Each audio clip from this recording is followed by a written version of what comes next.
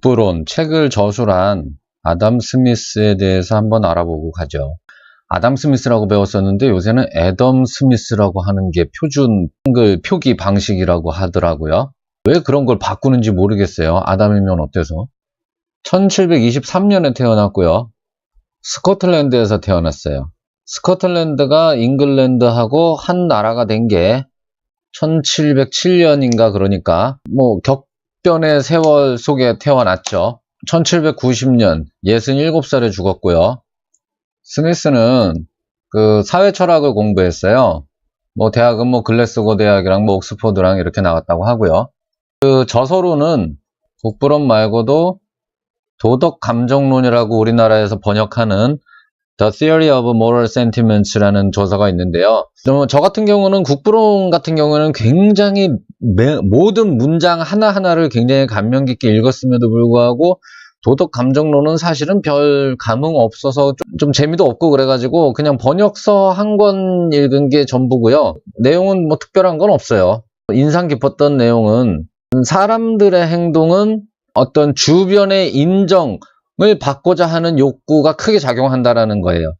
그 다음에 사람들이 기본적으로 가지고 있는 동정심, 동양 철학에서는 측은지심이라 그러죠. 동정심이라는 부분을 어떤 사람들의 기본 감정으로 인지를 하고 있고요. 기본적으로 그렇잖아요. 어려운 사람 보면은 좀 도와주고 싶고, 좀 뭐 같이 슬픈 일을 당한 사람을 보면 같이 눈물을 흘린다거나, 이것이 사람 본연의 어떤 본성적인 감정이라는 거죠. 뭐 충분히 동의하고요. 그 다음에 뭐 측은지심이야 뭐 동양에서도 있었기 때문에 뭐 특별할 것은 없는데, 사람들은 남의 인정을 받기 위해 무언가를 한다. 그 부분을 굉장히 이제 강하게 작용한다라고 봤는데, 그 부분은 사실은 다른 데서는 본 적 없고 여기서 도덕감정론에서 처음 저는 접했는데요. 굉장히 맞는 말 같아요. 그리고 나서 사람들의 행동 패턴을 가만히 보면 모든 것이 설명이 되더라고요. 사람들의 뭐 고집이라든가 이런 것들이. 가령 저희 어머니 같은 경우에는 소득이 없음에도 불구하고 굉장히 중노동을 농사일을 하시거든요. 그렇다고 그것이 본업도 아니에요. 왜 하느냐? 소득도 없는데 왜 할까? 사람들은 뭔가 남의 인정을 받는데 남의 인정을 받으려고 하는 욕구가 굉장히 세다. 기본적인 의식주가 어떤 동물적인 기본 욕구라고 한다면은 그 이후로는 사회생활을 함으로 해서 생겨난 어떤 인정받고자 하는 욕구, 매우 크게 동감합니다. 대학을 졸업하고 교수를 했어요. 사람들을 가르쳤고, 뭐 에딘버그에서도 강의를 했었고, 글래스고 대학에서 교수가 됐고, 정식 교수가 됐고, 철학을 가르쳤어요. 그 철학을 가르치면서 썼던 게 도덕 감정론이고요. 교수를 그만두고 개인교사가 돼요. 어떤 높은 귀족의 자제분의 개인교사가 돼서, 그 당시에는 돈 있는 귀족들이 그 자식들을 영국이니까 영국에서 유럽 본토로 여행 겸 유학을 보냈었어요. 개인교사를 붙여가지고. 그런 거 하는 개인교사로 학생을 데리고 프랑스로 대륙으로 여행 겸 유학을 갑니다. 같이.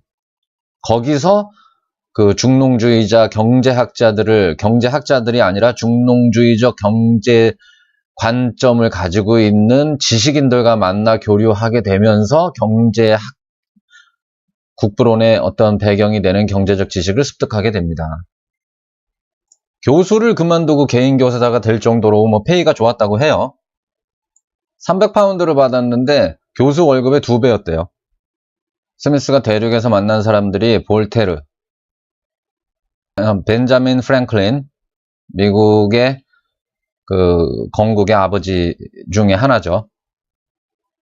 프랑스와 케네라는 사람을 만나게 되는데, 이 사람이 중농주의의 가장 대표적인 인물입니다. 경제표라는 것을 만들어서 돈이 어떻게 사회 내에서 어떻게 흘러가는지를 체계적으로 분류, 분석해낸 최초의 인물이죠. 재밌는 건 이 사람이 동양 철학에 빠져서 어떤 공자 철학, 맹자, 노자, 장자 이런 사상에 심취해서 산업공상의 순으로 그 사회의 직업의 우선순위를 매겼던 사람이고요. 그 장자의 무의자연을 프랑스 말로 번역을 한 게 laissez-faire라는 그 아무것도 하지 않는다, let go라는 뜻의 그냥 놔둬라, 자유방임주의 그런 어떤 이념적 시발점이자 어떤 용어의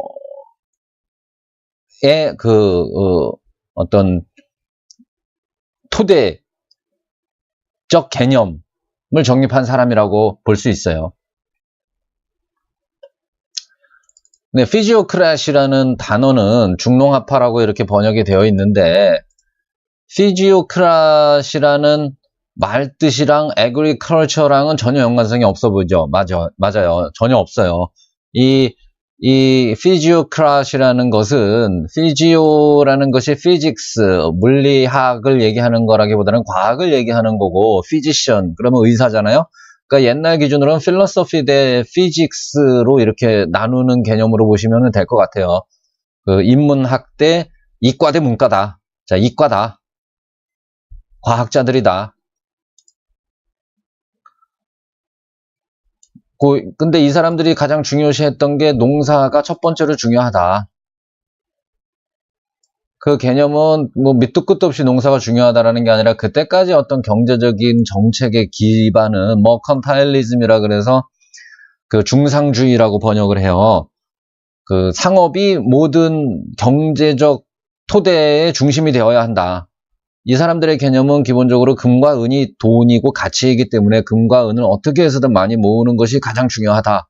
그래서 이제 어떤 보호무역이라든가 무조건 수입을 배제하고 수출을 많이 해서 금과 은을 많이 국가로 모으면, 국가로 불러들이면 그만큼 잘 살게 되는 것이다라고 믿었던 사람들이고, 이거에 반해서 그 중농주의자들은 그것이 아니다. 노동이야말로 가치의 원천이다. 그리고 그 노동에 그렇게 생산해낸 가치의 가장 근원은 농사다, 농업이다 라고 주장을 했던 사람들이에요. 뭐 나중에 좀 더 구체적으로 체계적으로 말씀을 드리기로 하고요. 이 사람들을 만나면서 이전부터 조금씩 갖고 있던 어떤 경제적 관념이 체계적으로 자리를 잡아가면서 그 다음에 더 발전을 시켜 나가면서 아담 스미스가 경제학의 아버지가 되는 것이죠. 여기 잠깐 나오네요. laissez-faire. 뭐 제가 프랑스 말을 할 줄 모르니까 그냥 대략 laissez-faire라고 일반적으로 얘기하는데, 자유주의자들 그 말뜻은, 그 사람들이 외쳤던 그 어떤 슬로건의 말뜻은 냅둬라,